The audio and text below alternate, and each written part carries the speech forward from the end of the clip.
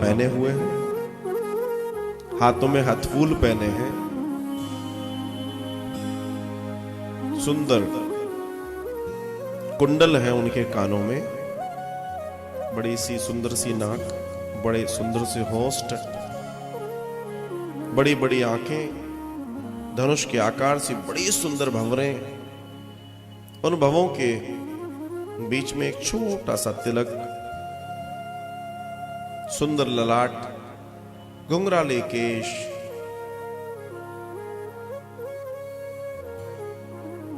उनके शरीर की नीली नीली आभा पर गिरती हुई चंद्रमा की वो चांदनी ऐसे लग रही है जैसे मानो आज कोई नीलमणि श्री निधिवन में विराजित है। नीलमणि, चमकती चमकती हुई नीलमणि की तरह भगवान की कांति दिखाई दे रही है। और भगवान अपने नेत्रों को बंद किए हुए अपने अधरों पर रखी हुई बांसुरी से आज मानो पूरे के पूरे जगत को आनंद दे रहे हैं। उनकी बांसुरी की तान ब्रजमंडल में जहां जहां पहुंची और जहां जहां वो पहुंचाना चाहते थे वहां वहां तक पहुंची, और वहां पर उपस्थित उन निर्धारित चयनित गोपियों के कानों में उस बांसुरी की तान जाती है और उनके हृदय तक पहुंचती है। और वो उस समय जिस स्थिति में है अपने उन काम और अपने धाम को छोड़ के श्री कृष्ण की ओर बढ़ जाती है, श्री कृष्ण की ओर बढ़ जाती है।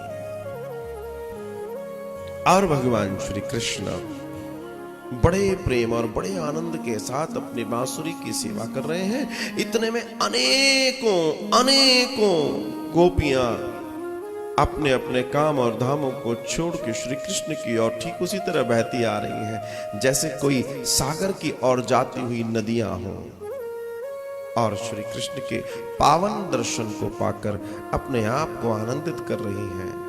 लेकिन एक घटना ये भी घट रही है, इतना लावण्य इतना सौंदर्य आज तक नहीं देखा, आज तक नहीं देखा। तो वो उतने सौंदर्य को न जाने क्यों अपने को खड़ी नहीं कर पा रही उसके सामने। वो विराट है, तो प्रकाश अनंत है, तो गोपियां मूर्छित हो जाती हैं।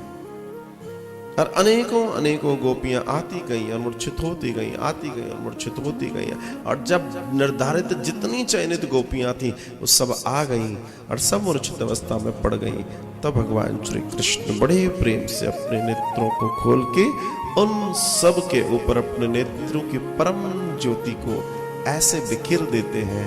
और जैसे वो बिखेरते हैं, जितनी गोपियां थी बड़े प्रेम और भाव के साथ, बड़े आनंद के साथ, बड़े सौंदर्य के साथ भगवान के सुंदर दर्शन को निहारने के लिए मानो ऐसे खड़ी हो जाती हैं जैसे अभी सोई थी, आवाज लगी और खड़ी हो गई।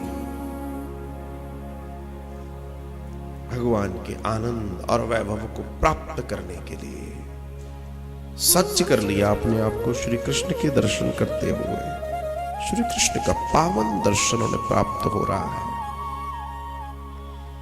भगवान ने सबकी ओर मुस्कुरा के देखा और सबकी सब भगवान को देख रही है। एक दूसरे को निहारते हुए जब भगवान श्री कृष्ण ने उनको देखा तो उनको देखते से भगवान श्री कृष्ण निवेदन करते हैं, अर्थात उनसे कुछ कहने लगे। और उनसे कहने लगे कि तुम ये बताओ कि तुम्हारे आने का प्रयोजन क्या है, तुम यहां क्यों आई हो? स्वागतं वो महाभागा प्रियं किं करवाणि वः ब्रजस्यानामयं कच्चित्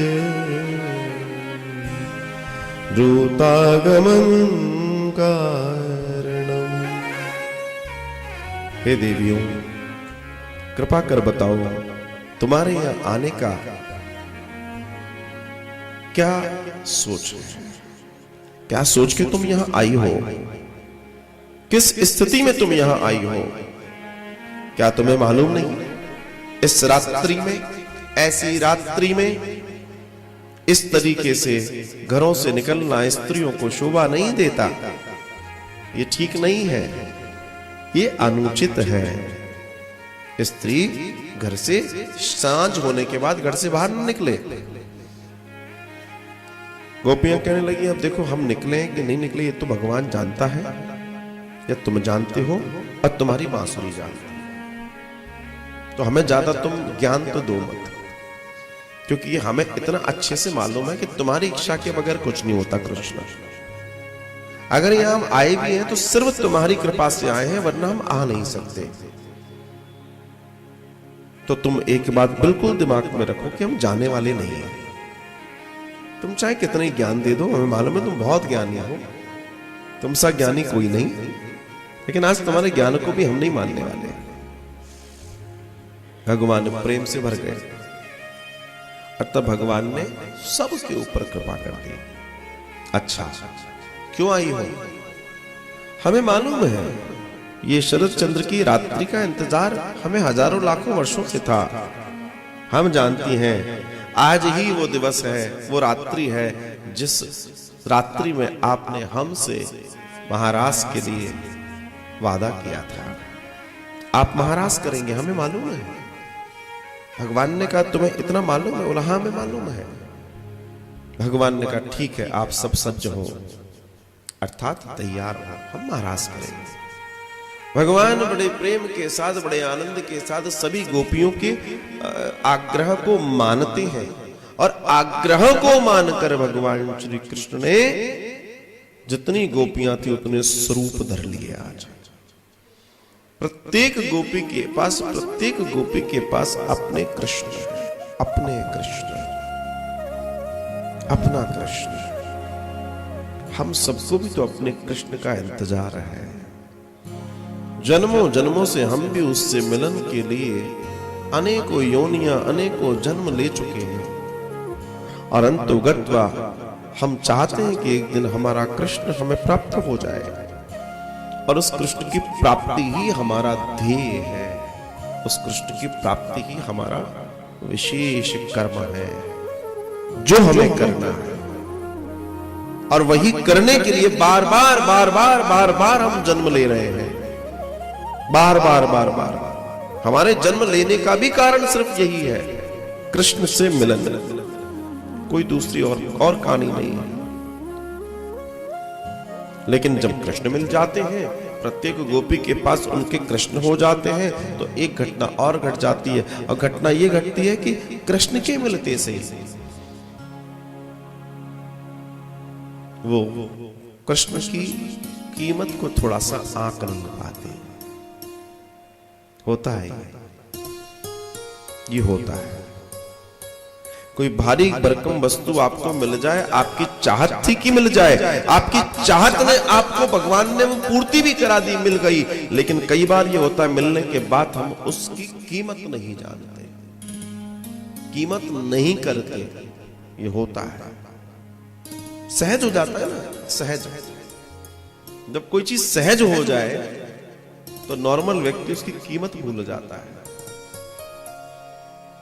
दूर के ढोल सुहावने होते हैं, वो सही कहा है किसी, लेकिन वो इजीली अवेलेबल हो जाए तो आप अरे अब क्या करें।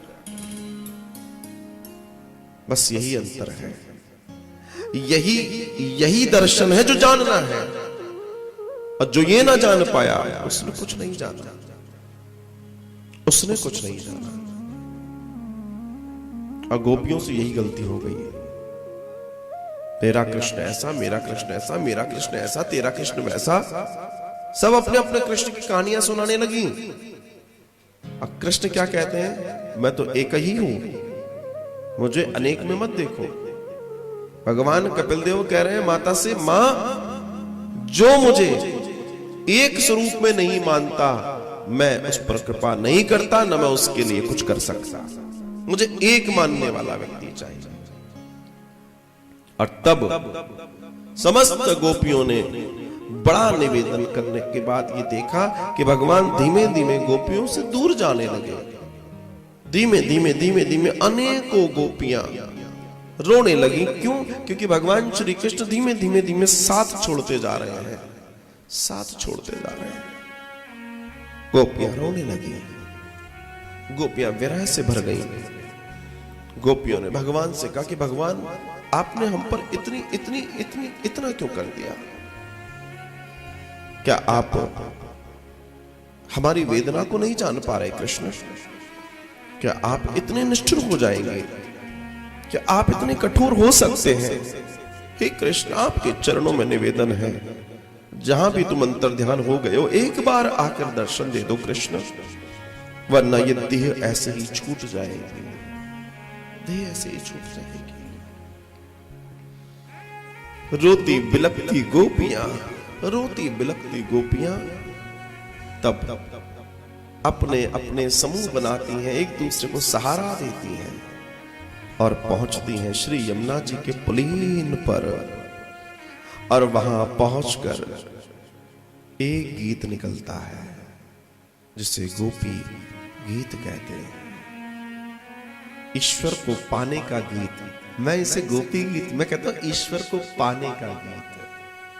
जो तुम ईश्वर को पाना चाहते हो, जिससे गोपी